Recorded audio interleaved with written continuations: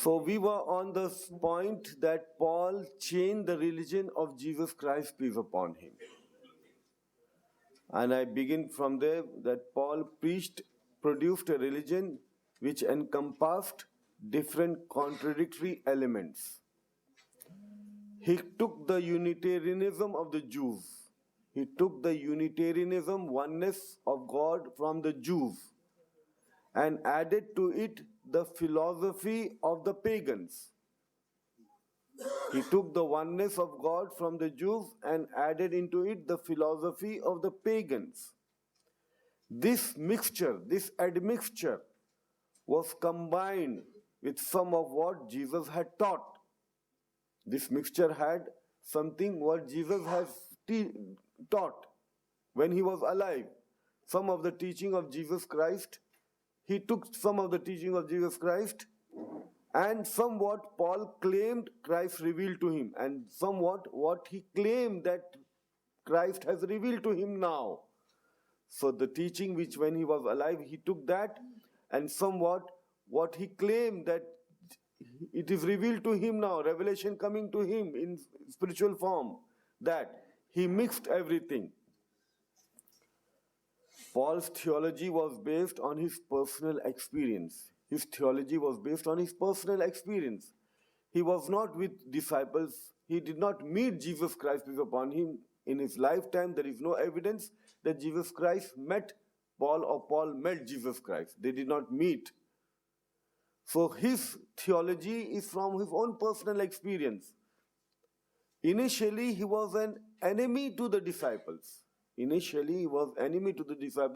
was instrumental in killing one of the disciples, Stephen, by stoning. People were stoning, and they stoned Stephen to death, and he was among those who were stoning Stephen. So he was instrumental, and he was part in stoning one disciple of Jesus Christ to death. He was so ardent enemy of Jesus Christ and their followers. Paul's theology was based on his personal experience, interpreted in the light of contemporary Greek thought. His theology was interpreted on the basis of the Greek thought because his mission was towards the Greek. He was preaching to the Gentiles, to the non-Jews. And whatever he preached to them, they thought that this is the authentic Christianity, what Jesus had brought.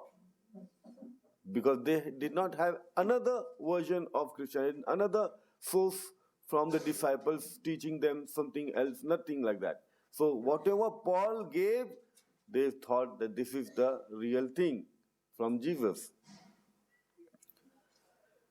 Jesus was deified. Jesus was made into God. Gradually, he was given the status of divinity. And the words of Plato, a philosopher, were put in his sacred mouth. The words of Plato, pagans, was put in the sacred mouth of Jesus, as if Jesus is saying that. Then original sin, crucifixion, resurrection, all these are there in the pagan worship. In the paganism, all these things are there. In pagan Mithraism, Adonais, and several such deities, they also have crucifixion, they also have dying for the sins of mankind, they also have getting up, getting resurrected. All these things are there with their deities, with Mithraism, with Adonis, with Koshal, different deities.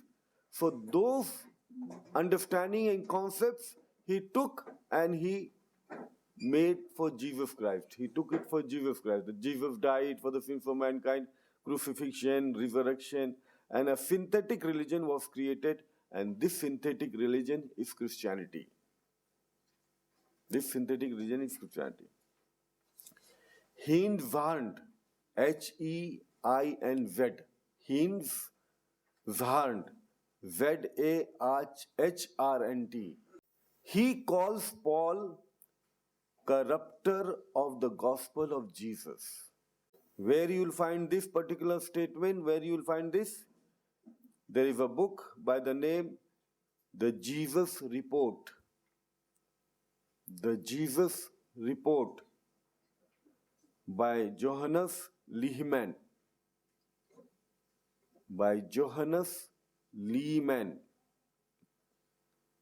Lehmann. Page number 126. Sconfield says, Pauline heresy, whatever Paul taught, Pauline heresy became the foundation of the Christian orthodoxy. Pauline heresy, the Pauline deviation became the foundation of the Christian orthodoxy, as if it is a orthodox Christian, true Christianity, orthodoxy. And the legitimate church, which was legitimate, true church, legitimate church, was disowned as heretical. The legitimate church was made into heretical, false. The legitimate church, which was true, that was made into false. And Pauline heresy became the foundation of the Orthodox Christianity. So, do you understand what I'm saying? This again you find in the same book, The Jesus Report, Johannes Lehmann, page number 127. Now, do one homework, or it is a general homework as a die for you. Reading Bible, and I think Yusuf Ismail also mentioned this, reading Bible is one way. Reading Bible vertically. Normally what you read, first chapter, second chapter, third chapter, from top to bottom, like that. You read that way. This is a normal way of reading the book, right? There is another way of reading Bible. In Bible you have different stories. Birth of Jesus Christ, mentioned in Matthew, birth of Jesus Christ mentioned in Luke. Death of Jesus Christ mentioned in all the four Gospels, Matthew, Mark, Luke and John.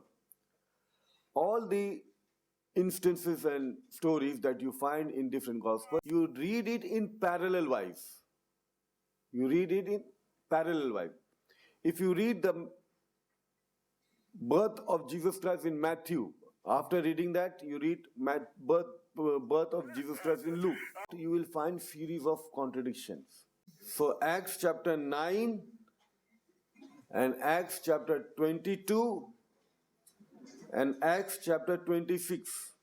Vision of Paul, he's relating the story of his vision with Jesus. Paul is relating the story of Jesus, vision with Jesus. Now, if you read in parallel wise, I have prepared the text. I have written Acts chapter 9 here. Side by side, I written Acts chapter 22, and then side by side, I written Acts chapter 26. And you can see directly the difference. So you will find at least 4 differences. One place it says that he heard and nobody heard, and other place it says everyone heard. Then one place the light came and it shone on him and he fall down. Another place something else. And one place it says that Christ informed him what he has to do. In another place it says he was not informed and he was said that go meet Ananias and he will inform you what to do. So all these contradictions you'll find there. Alhamdulillah. So like that you do study of all the biblical accounts you find at different places. So parallel reading will help you to get enough evidences against them. Now, there is another important figure in the history of Christianity, and that is Constantine, Emperor Constantine. What happened with the teaching of Paul? The version of his Christianity came into existence, and this is let us say call them, these are Trinitarians. Trinitarians. And disciples also preached the message of Jesus Christ. Through their teaching, there were followers of disciples, they were Unitarians, worshipping one God. They were true followers of Jesus Christ, peace upon him, and teaching from disciples, they were Unitarians, meaning they were true followers. You can call them, they were Muslims. They were Muslims. So two types of Christianity, two types of followers of Jesus Christ came into existence. One through the teachings of Paul, the Trinitarian way of Christian, and through the teachings of Jesus' disciples, Unitarian Christians. Basically two types of Christianity, two types of followers of Jesus Christ came into existence. And likewise, there were many more, but they all disputed with each other. They fought each other, they disputed each other, they argued about the books that they followed. All this quarrel, like we have today, it was there at that time. At that time, it was there. Constantine, he was a very great emperor, and in his kingdom, what happened? His son was competing with him. So his stepmother made him kill his own son. So he killed his son. After killing his own son, he was regretful. He was very sorry. And he got angry with his own wife, his stepmother, and he killed that mother in boiling water. So after killing two family members, he was more sorry. So he went to his temple, Jupiter temple. From temple, he went to his temple and wanted to any solution, any way out. He has killed two members. What solution they can give? And they said, no solution. Get away. Go away. So he was again very sorry. So he went to Trinitarian church. Now this time, this Trinitarian church was poor. They were all poor people. The followers of Jesus Christ, Unitarians, they were also poor. The Trinitarians, they were also poor, not well established. So he goes to Trinitarian church. Trinitarian church, when he relates the story that he has killed two people, is there any solution? So they said, no problem. You just believe Jesus died for sins, and that's all. You just believe that Jesus, because they were followers of Paul. So they believe all these things, crucifixion and resurrection, all these things. So you believe in Jesus died for your sins will be forgiven. So he was very happy. So he inclined towards the teaching of Trinitarians. And he took Jerusalem, he took the disciples, the followers of Jesus Christ, the Trinitarians, from there to Rome. And he made the center, Rome, as the center of Christianity. Today we have Rome as the center of Christianity, made by whom? Emperor Constantine. Emperor Constantine, he was so happy. By this support from the Constantine Emperor, the Trinitarians flourished. The Trinitarians flourished. Now they are getting the support of Emperor. But Unitarians and other Christians who were there, they quarreled and they fought each other. So Emperor Constantine thought of an idea. Let me have a council so that I can solve these differences between the fighting Christians, and they become one, and I have a strong people under me. He was having that good idea that let us unite the people. So he called all the bishops of Unitarian Christians, Trinitarian Christians, and everyone, scholarly person, they got all of them with their books. Bring your books and everything, and have discussion. And they discussed continuously for 3 days, 4 days continuously. The discussion so much continued that even the cooks and the other people, sweepers, they took part in the discussion. But the discussion could not go ahead. They could not find any solution. As always happens, no solution we get. After discussion, there is no solution. So there was a fear among the both type of Christians, the Trinitarians and the Unitarians, that if we do not conclude anything, then we will be in problem and the emperor will have to face the consequences from the emperor. So some solution we should get. In the discussion, the Trinitarian bishop was Athanasius. The Trinitarian bishop was Athanasius. And from the Unitarian bishop was Arius. Arius was Unitarian. And Arius was much vocal and strong compared to all other Christians, alhamdulillah, at that time. And he argued in such a way, for example, one of the argument is that they said that God created Jesus in his image. So Arius said that we are all in his image. God created man in his image, so we are all in his image. They said that Arius argued that Jesus is Son of God. Son cannot be before Father. Son cannot be before Father. If he's Son of God, he has a beginning. So if he has a beginning after Father, how can he be God when he is not existent till eternity? So he argued in that way. Like that, you can find several arguments if you read the book by Ahmad Thompson and Ataur Rahman. Book by Ahmad Thompson and Ataur Rahman.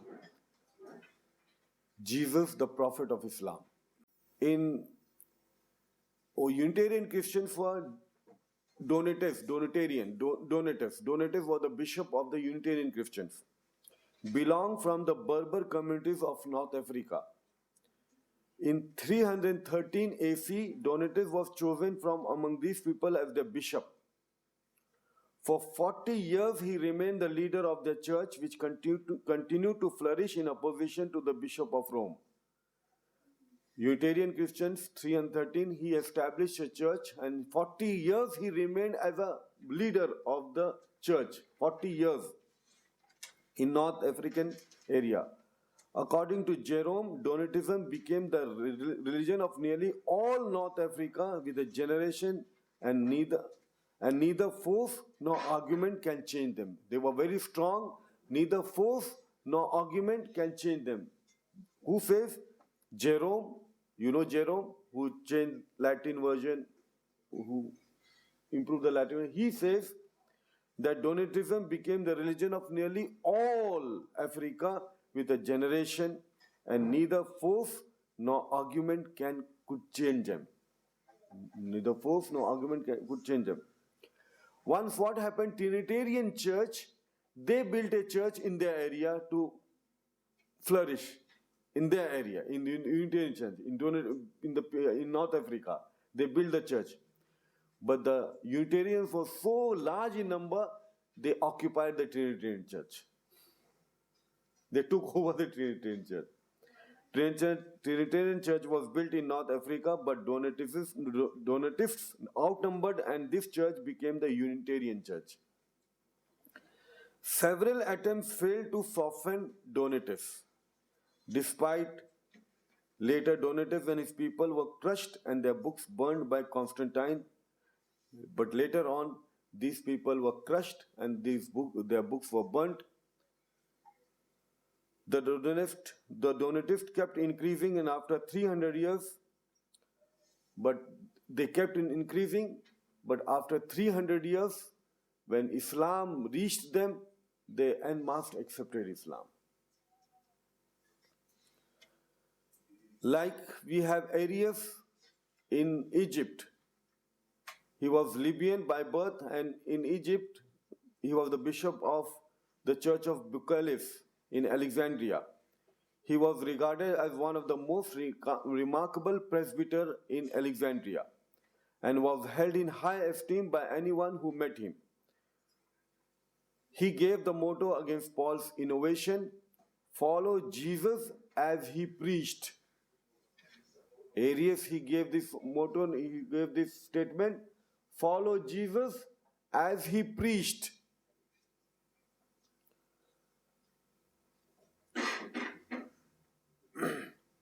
So, all the factions of Christianity, different factions of Christianity, was collected by Constantine Emperor in Council of Nicaea, and this happened in 325 CE. Now, as I said, that they could not come to any conclusion, so finally they compromised. The Unitarian Christian, they compromised, and they formulated 4 declarations in that council. 4 declarations. First declaration was they declared the Roman Sunday to be the Christian Sabbath. Sunday was made a Christian Sabbath.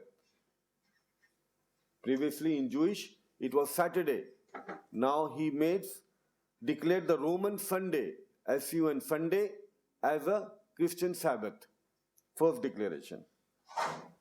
Adopted the 25th December traditional birthday of Sun God for Jesus Christ. He asked the followers of Jesus Christ, what is the birthday of Jesus Christ? So they were not able to tell what is the birthday of Jesus Christ. So he said, let me take the birthday of my Jupiter god, 25th December, and that 25th December will be the birthday of Jesus Christ. So he made the 25th December the birthday of deity as the birthday of Jesus Christ. So second declaration. What is the birth of Sun God? What is the 25th December is the birth of Sun God. How this birth comes into existence? The sun rises from east, isn't it? But every day it takes different points. Right from the southern side to the northern side, you have several points. When it reaches the last point here, it is somewhere in 23rd or 24th December, and 25th December it starts rising from there.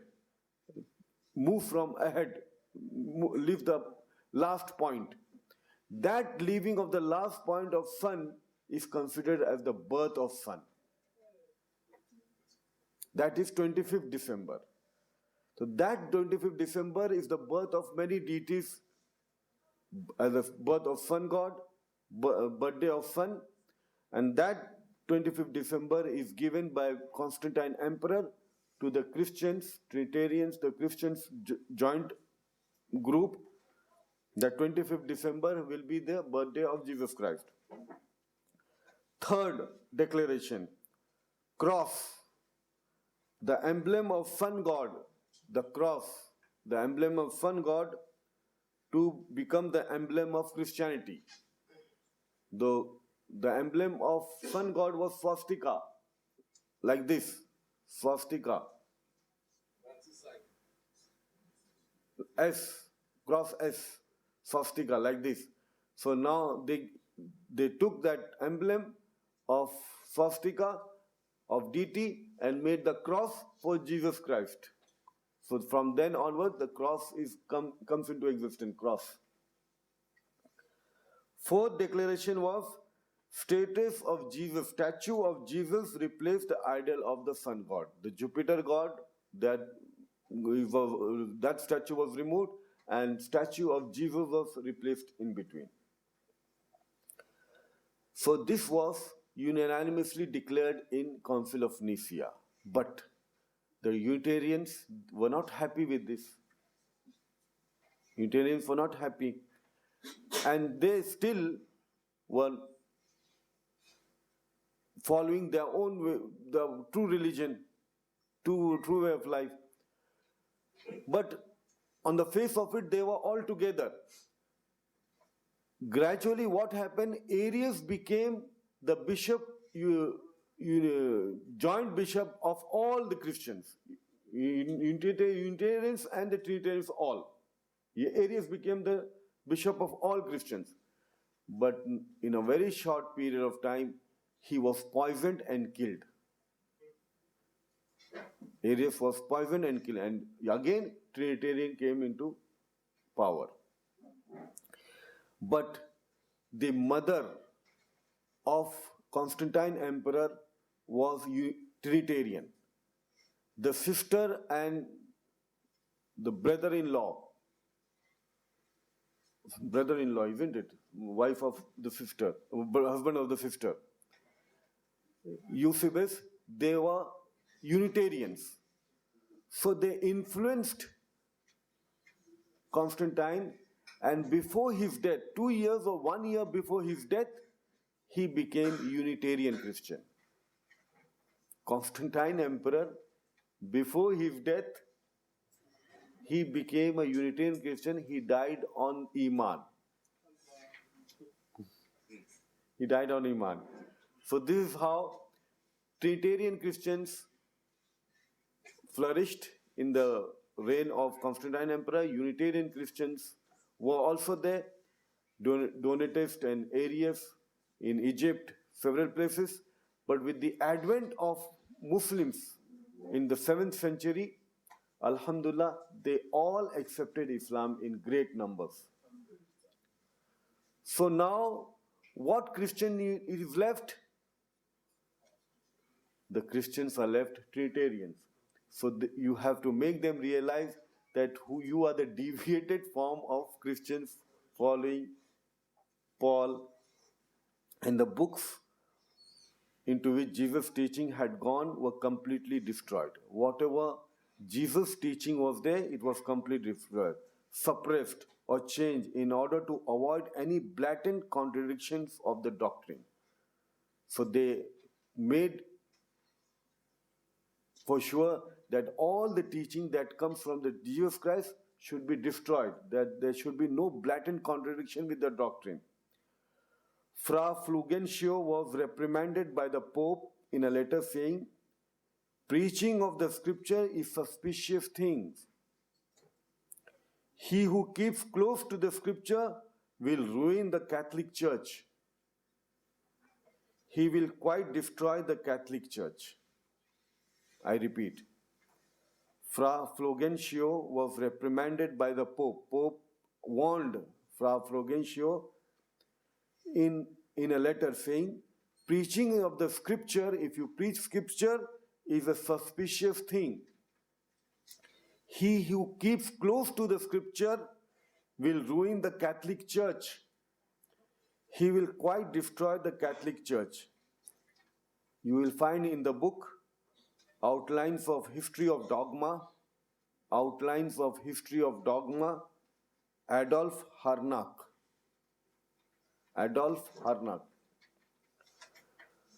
So like that you have the books burnt and destroyed. Gospel of Nazarenes, there was a book known as Gospel of Nazarene, it is destroyed, it is not existent. Gospel of the Hebrews, it is destroyed, not existent. Gospel of the Egyptians, it is destroyed, not existent. Gospel of Thomas, recently they have found Gospel of Thomas, but it was destroyed. Gospel of Barnabas, recently they have found Gospel of Barnabas, but it was destroyed.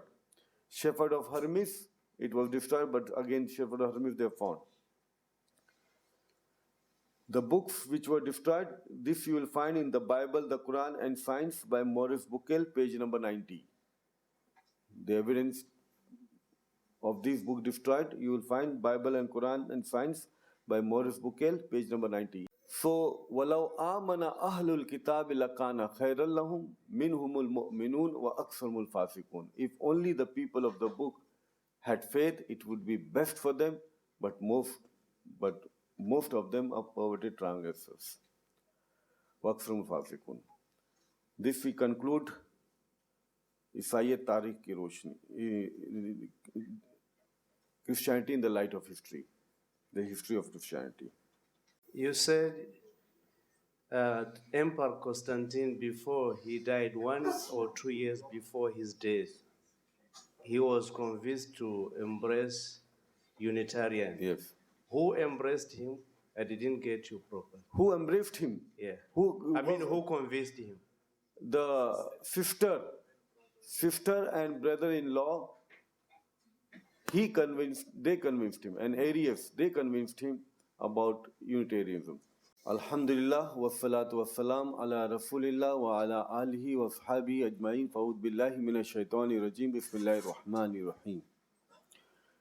قل يا أهل الكتاب تعالوا إلى كلمة سواء بيننا وبينكم ألا نعبد إلا الله ولا نشرك به شيئا ولا يتخذ بعضنا بعضا أربابا من دون الله فإن تولوا فقولوا اشهدوا بأننا مسلمون رب اشرح لي صدري ويسر لي أمري واحلل عقدة من لساني يفقهوا قولي. In similarities of Islam and Christianity, we try to find the similarity between oneness of God, similarity between the prophethood, Prophet Muhammad Sallallahu Alaihi Wasallam, similarities between pillars of Islam, similarities between righteous deeds, inshallah. So if I give in a lecture form, it will be too long, so 1.5 hours. So I give you just references and discuss that. First point is that Islam is a religion which means submission to the will of God. Definition of Islam and definition of Muslim. What is Islam and what is Muslim, you know. Messengers in Islam, inshallah, we'll be giving the notes also. We'll try towards the end of the session or towards the end of the day. Inshallah, we'll be giving the notes. It will be prepared. Allah sent messengers in every period. Chapter 35, verse number 24, and chapter 13, verse number 7. Allah sent messengers in every period. Islam is the only non-Christian faith that believes in Jesus. There are stories of prophets mentioned in the Quran, and of some stories are mentioned, some are not mentioned. We do not have all the stories mentioned in the Quran. Allah says in chapter 4, verse 164, of some story we relate to you, of some story we do not relate to you. Chapter 4, verse 164, and chapter 40, verse number 78. More than 124,000 messengers, according to Hadith, we know more than 124,000 messengers, prophets were sent. Previous messengers were only sent for the people and nation, and their complete message was meant only for a particular time period. This Alhamdulillah, you know that previous messengers were sent for their people and for that period. It was not meant for eternity and for all time. Moses, peace be upon him, was only sent for the Jews. Jesus, peace be upon him, was only sent for the Jews. Quran mentions in chapter 3, verse number 49, that Jesus Christ was of sent to the Bani Israel. Chapter 3, verse 49. Matthew chapter 10, verse number 5, 6 says, you have already noted that, Matthew chapter 10, verse number 5, 6. These sent for Jesus and commanded them, saying, Go ye not into the way of Gentiles, enter ye not into the city of Samaritans, but rather go ye unto the lost sheep of Israel. So Jesus is preaching, Jesus is saying, preach only to the Jews. Don't go to the Gentiles, don't go to the non-Jews. Matthew chapter 15, verse number 24 says, I am not sent but unto the lost sheep of house of Israel. I am not sent but unto the lost sheep of house of Israel. I am not sent to anyone but to the Jews. Prophet Muhammad Sallallahu Alaihi Wasallam is the last and final messenger of God. Chapter 33, verse number 40. Surah Al-Anbiya, chapter 21, verse number 107. وَمَا أَرْسَلْنَاكَ إِلَّا رَحْمَةً لِلْعَالَمِينَ. That Muhammad Sallallahu Alaihi Wasallam is the messenger sent to all mankind, all creatures. chapter 34, verse number 28. وَمَا أَرْسَلْنَاكَ إِلَّا كَافَّةً لِلنَّاسِ بَشِيرًا وَنَذِيرًا وَلَكِنَّ أَكْثَرَ النَّاسِ لَا يَعْلَمُونَ. We have sent Muhammad as all mankind, as a Bashira, as a giver of glad tidings and a warner, but most of mankind still do not know. Revelations of God. Allah subhanahu wa ta'ala revealed revelation in all periods. Chapter 13, verse number 38. Quran was revealed to all mankind. This is already discussed. Chapter 14, verse number 1, chapter 14, verse number 52, chapter 2, verse number 185, chapter 39, verse number 41. You all have it, alhamdulillah, already. Now, if pillars of Islam, first thing is La ilaha illallah Muhammadur Rasulullah. La ilaha illallah Muhammadur Rasulullah. There is no God but God, and Muhammad sallallahu alaihi wasallam is the messenger of God. Deuteronomy chapter 6 verse number 4 speaks about oneness of God. Shema Israelo adna ilahaino adna ikhad. Deuteronomy chapter 6 verse number 4 speaks about one God. Shema Israelo adna ilahaino adna ikhad. Mark chapter 12 verse number 29 speaks the very same thing. Shema Israelo adna ilahaino adna ikhad by Jesus Christ. Mark chapter 12 verse number 29. So oneness of God we have mentioned in the Quran, Surah Al-Ikhlas, Qul Huwallahu Ahad, and Deuteronomy chapter 6 verse number 4, Ikhad, and Mark chapter 12 verse 29, Ikhad. Ahad and Ikhad. The biggest sin in Islam is shirk. Biggest sin in Islam is shirk. Where it is mentioned in chapter 4 verse number 48. Inna Allah la yakfiru an yushrika bihi. Allah will not forgive the sin of associating partners with them. وَيَكْفِرُ مَا دُونَ ذَلِكَ لِمَنْ يَشَاءُ. And He might forgive all other sins beside whom He pleases. إِنَّهُ مَنْ يُشْرِكْ بِاللَّهِ فَقَدْ افْتَرَى إِثْمًا عَظِيمًا. Chapter 4 verse number 48. Most heinous sin is shirk. Chapter 4 verse number 116 repeats the same thing but different ending. إِنَّ اللَّهَ لَا يَكْفِرُ مَنْ يُشْرِكَ بِهِ. Allah will not forgive the sin of associating partners to Him. Allah made it very clear and declared that Allah will not forgive the sin of associating partners to Him. If you go with this sin on the day of judgment, you will not be forgiven. Allah had declared. Today, if you are committing shirk and you repent, Allah will forgive you now. All the Sahabas were mushrik. They repented, alhamdulillah, they accepted, alhamdulillah, Allah forgave it. So today, if you seek forgiveness, you will be forgiven. But on the day of judgment, if you come with the sin of shirk, He will not forgive you. He declared that. Chapter 4 verse number 48 and chapter 4 verse number 116. Two places. Now two references also from the Bible. Exodus chapter 20 verse number 2 to 5 and Deuteronomy chapter 5 verse number 7 to 9. What says here? Thou shalt not bow down to self, thou shalt not make any grievance unto thee, anything in the likeness of anything on the earth, anything in the likeness of anything in the heavens above, anything in the likeness of anything that is in the water beneath the earth.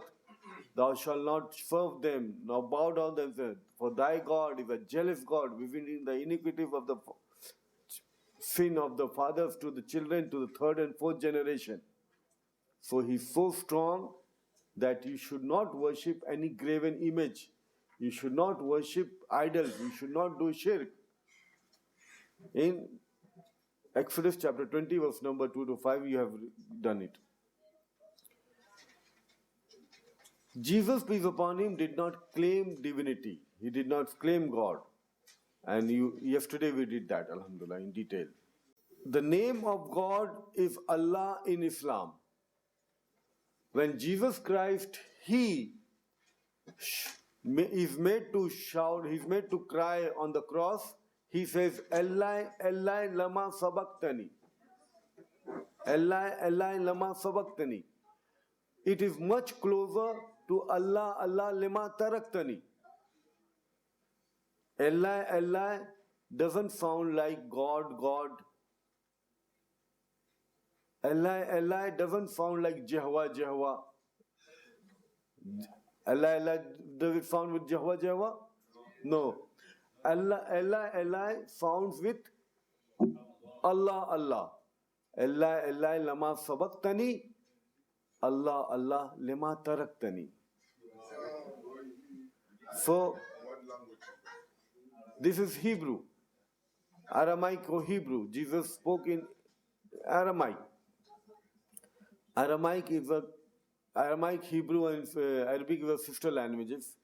So, Scofield Bible mentions that ELAH, Ilah, is Allah. ALAH, Allah. Scofield Bible mentions ELAH is ELAH, Allah. Where you will find Allah, Allah lama sabaktani? Mark chapter 15, verse number 34. Matthew chapter 27, verse number 46. Mark chapter 15, verse number 34. And Matthew chapter 27, verse number 46. Same, Allah, Allah. In other places, Allah, Allah. More close to Allah, Allah. Allah, Allah, lama sabaktani. When he was put on the cross, the story in the Bible, there he cried out, my God, why hast thou forsaken me?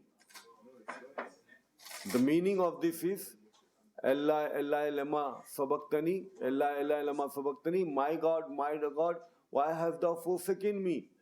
If there was a contract between God and Jesus that you are going to die for the sins of mankind, as the Christians they say that there was a contract between God and Jesus before coming into this world, why he is saying, my God, why hast thou forsaken me? He is not ready to die.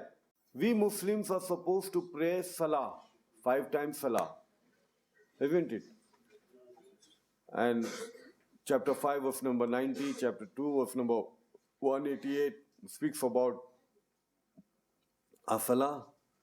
Chapter 29 verse number 45 also, Inna salata tanha anil fahshai wal munkar.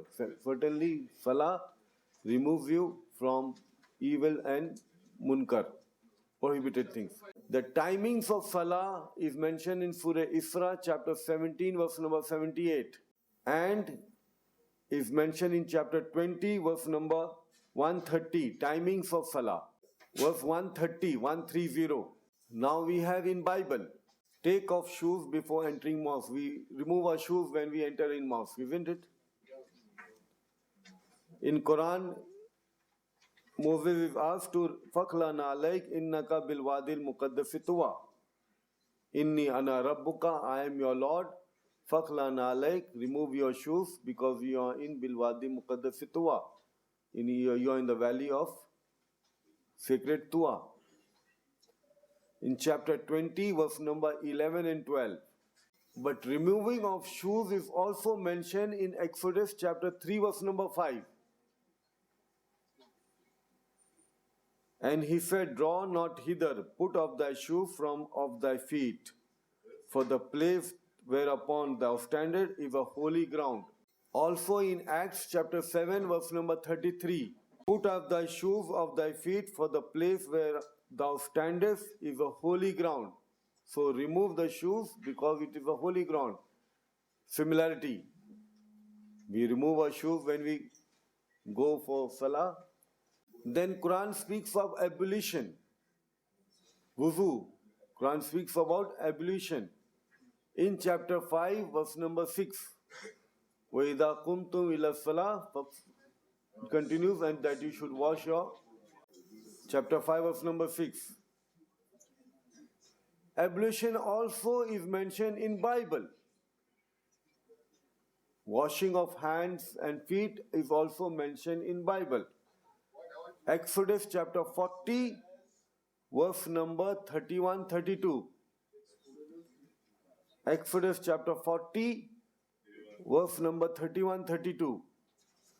Moses and Aaron and his son washed their hands and their feet thereat when they went into the tent of congregation. And when they came near unto the altar, they washed as the Lord commanded Moses. So they washed their hands before going into the congregation for prayer. Exodus chapter 40, verse number 31 32 wrote. Another verse, Acts chapter 21, verse number 26 also speaks about washing hands and feet and before going to the tabernacle, before going to the for congregation, for prayer. So you find ablution in Bible also. We prostrate in Salah. Prostration is mentioned several times in the Quran. So somewhere 92 times prostration sajda is mentioned in the Quran, 92 times.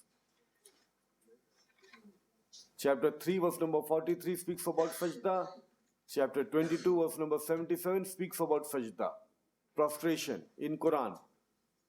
So prostration is 92 times mentioned in the Quran. Alhamdulillah.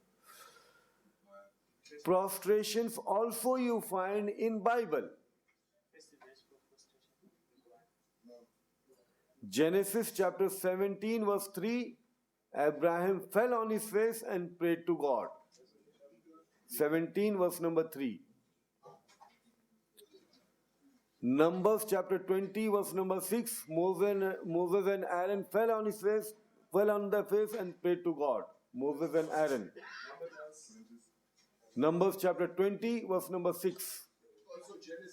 Genesis chapter 17 verse number 3, Abraham fell on his face and prayed to God. Numbers chapter 20 verse number 6, Moses and Aaron fell on their face and prayed to God. Joshua chapter 5 verse number 14, Joshua fell on his face and prayed to God. Joshua chapter 5 verse number 14. Matthew chapter 26 verse number 39, Jesus went a little further and fell on his face and prayed to God, O my Father, let this cup pass away from me, not as I will, but as thou wilt. Verse 39. Matthew chapter 26, verse 39. So if all the prophets of God, they prayed to God by prostration, through prostration, why you people kneel down?